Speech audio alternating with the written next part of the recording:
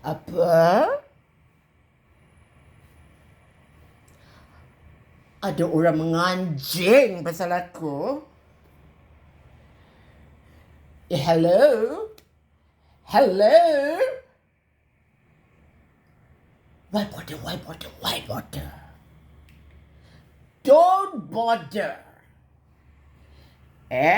Ini mulut diva bercakap. Diva bercakap. Tak?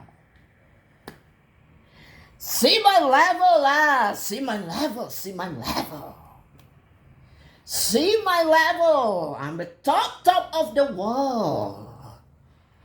Okay, aku top of the world. Kau ada. Kau orang-orang negatif dan toxic people yang mengutuk, menganjing pasal aku tu ada. Tak ada. Gitu. Tahu tak? Ni. Ni aku nak ajak korang tengok ni. Bulu-bulu dekat tangan aku yang aku pakai ni. Nampak benda yang berbulu ni?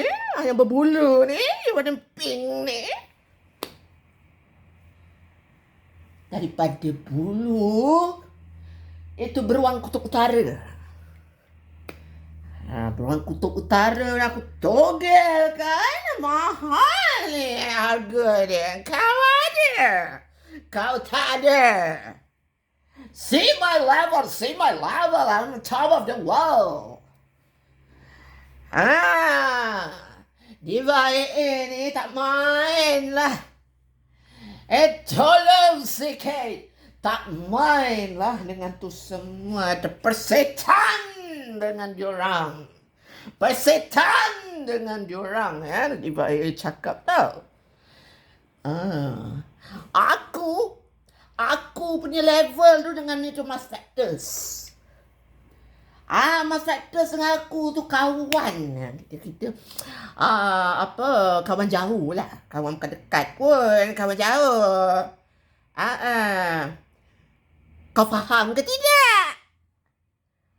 Aku cakap dengan kau yang tengah tengok ni. Aku sekolah ke tidak?